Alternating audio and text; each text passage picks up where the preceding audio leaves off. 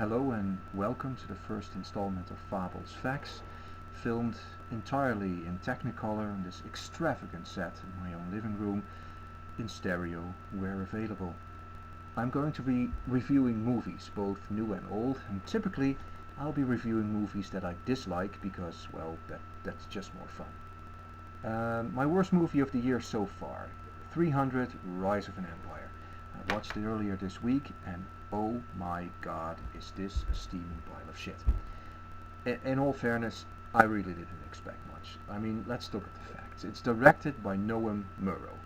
And you don't know that name. I didn't know that name because it's only significant, and I feel like I'm stretching the meaning of the word significant here. Earlier credit is Smart People from 2008, and that was a romantic comedy vehicle starring Dennis Quaid and everyone's favorite movie horse Sarah Jessica Parker. Now, for the sake of honesty, I watched it before filming this, and it's really not great. Quaid phones his performance in, he's done that before sadly, and Parker essentially plays herself, which she sadly has done before, and I found myself enjoying the scenes with Ellen Page and Thomas Hayden Church way too much, and it's probably because I tried to suck as much enjoyment out of the film as I possibly could. Those are 95 minutes of my life I'll never get back. Well, back to the film at hand. First off, we've got 3 writing credits here, and they're for Kurt Johnstad, Zack Snyder, and Frank Miller. And Johnstad's only solo credit is the forgettable US Army extended TV ad Act of Valor. Besides that, he wrote 300 together with Miller and Schneider.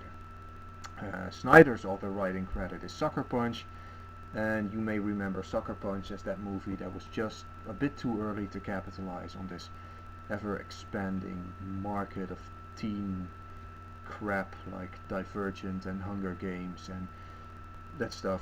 It was really just an elaborate excuse to film hot chicks in schoolgirl outfits kicking ass, and I mean, there's nothing wrong with that, but as a story, it wasn't all that good. Now we get to Frank Miller. What to say about Frank Miller? First off, I love his comics, his Batman comics. They're gritty, they're cynical, they're balanced, they're well thought out, and really, I was not at all surprised when Christopher Nolan said that he used them as one of his inspirations for his awesome Batman trilogy. But when you start to delve deeper into Miller's world, like for instance with Sin City or 300, you start to see certain patterns.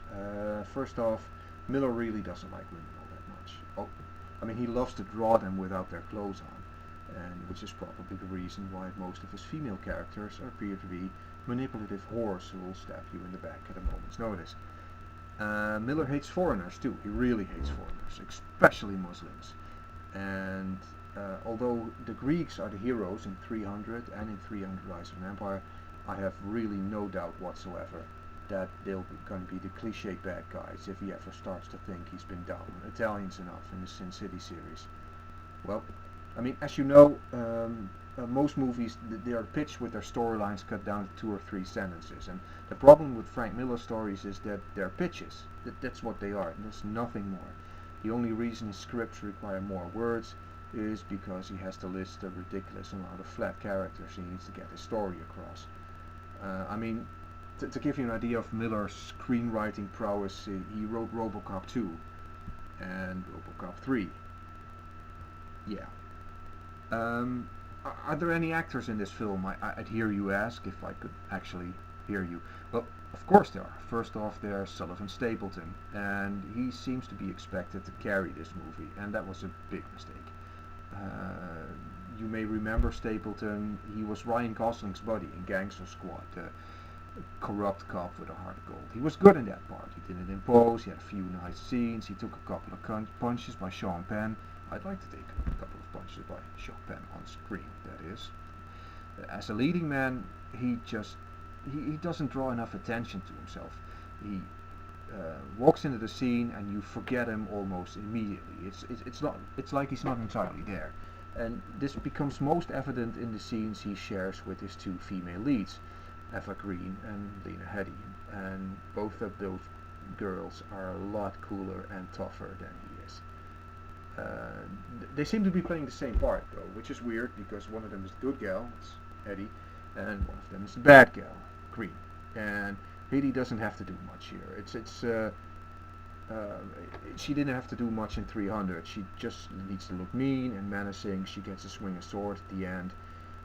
Green has a lot more to do, but well, it's unfortunately it's her sad lot to fill in with Miller's women cliche. She's a backstabbing, double-crossing, mean bitch. There's Rodrigo Santoro. He plays Xerxes, looks just like in the first movie, and he does exactly what he did in the first movie. He looks menacingly into the camera. And then mentionable, at least sort of mentionable, is Dave Wenham. He's back as the one-eyed Spartan called Delius, and I mention him because there's really no reason for him to be in this movie. The story doesn't need him. He has a few. It's almost like a cameo, and it's almost like they added him on a whim. Basically, there's one scene at the end. It was really weird. He's actually CGI'd in. You recognize him, but it's not really him. Like they pasted him on. It's really weird. The point, what happens in this film is meaningless. It doesn't.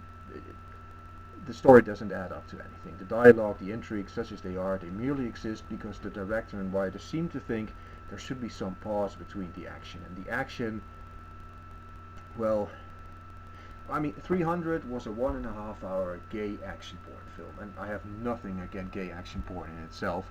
I mean, it's a niche market. 300 filled that hole nicely. Rise of an Empire is more of the same. It's sweat glistening on muscular male torsos, intense comic-like close-ups of blood and gore, and well, we've seen all this before. I mean, remember when you saw the second and third installment of The Matrix? It took about, let's say, 15-20 minutes to realize, wait a minute, bullet time is a gimmick. I've seen this, and you know, it's just more of the same. Well, 300 is the Rise of an Empire is a lot like that. You've seen all this before. There's nothing new here. It's just filling in the blanks, really. And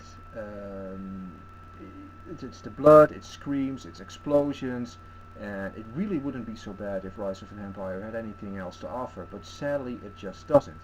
I mean, 300's main selling point to me was that it looked good. It was crisp, it was bright, it felt compelling in all its cliched simplicity. It's basically, maybe it's a way for Greek people to look back and before the credit crunch stuff. And there's reason to be proud to be Greek. And this sequel, it's dull, it's bland, and it looks like it was made with a fraction of the budget of the original film. And I actually heard somewhere that someone hopes to make a sequel to this. And I find myself thinking, sequel to what? There's nothing here. It's just empty. And I've read a couple of other reviews for this flick, and people say it's a popcorn flick, just look at it like that, giving it a 6 out of 10 or 2 stars out of 4, but I think that's giving the movie too much credit. On IMDb I rated it as a 3. It's not bad enough to give it a 1. That's reserved for the likes of The Hottie or the Nutty or Dungeons and Dragons or shit like that, but this was really bad. I really suggest that you avoid this at all costs.